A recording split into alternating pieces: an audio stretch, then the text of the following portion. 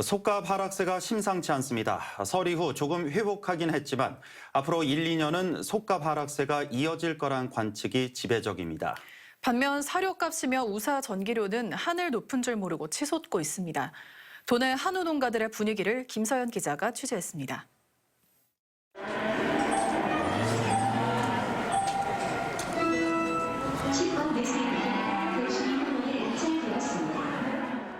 매주 수요일마다 열리는 안동 우시장. 송아지가 줄지어 낙찰을 기다리고 있습니다. 오랜만에 우시장에 나온 농가는 초조한 마음을 감추지 못합니다. 지난해부터 속값이 형편없이 폭락했기 때문입니다. 근데 받고 싶은 마음은 많이 받고 싶은데 가격이 반토막 나시. 송아지 같은 경우에는 25% 정도 하락을 했고 살소 같은 경우에는 한 30% 정도 하락을 했습니다. 여기 우시장에 경매하는 것도 많이 얼어붙었고.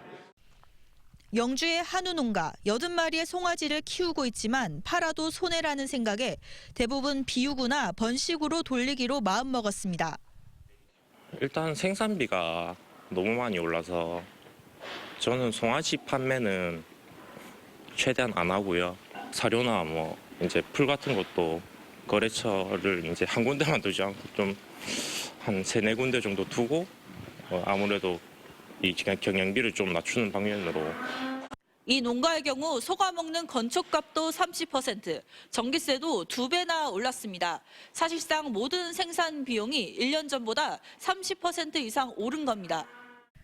올해 송아지 한 마리에 드는 경영비는 2년 전보다 41%나 오른 평균 369만 원으로 추정됩니다. 지난 1월 송아지 평균값은 246만 원 정도인데 마리당 123만 원 손해가 발생하는 셈입니다. 사육 비용뿐만 아니라 유통 과정의 인건비와 공급 비용 상승이 소비자 가격을 끌어올리면서 한우 소비도 크게 감소하고 있습니다. 문제는 속값 하락이 단기간에 해소되긴 어렵다는 점입니다. 올해 한우 사육 마리수는 350여만 마리로 역대 최대 수준을 경신할 걸로 보이는데 전문가들은 내년까지도 한우 공급 과잉에 따른 도매 가격 약세가 이어질 걸로 내다봤습니다.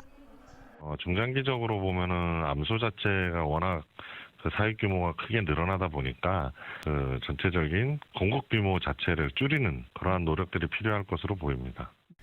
한우 사육 시장 전망이 불투명해지면서 지난 연말 기준 경북 도내 한우 농가 수는 직전해보다 370여 곳이 줄었습니다.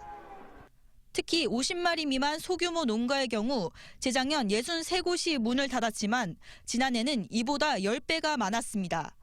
한우 산업의 생산 기반인 소규모 번식 농가의 폐업이 잇따르면 경북의 한우 산업 전체가 흔들릴 수 있다는 위기감도 커지고 있습니다.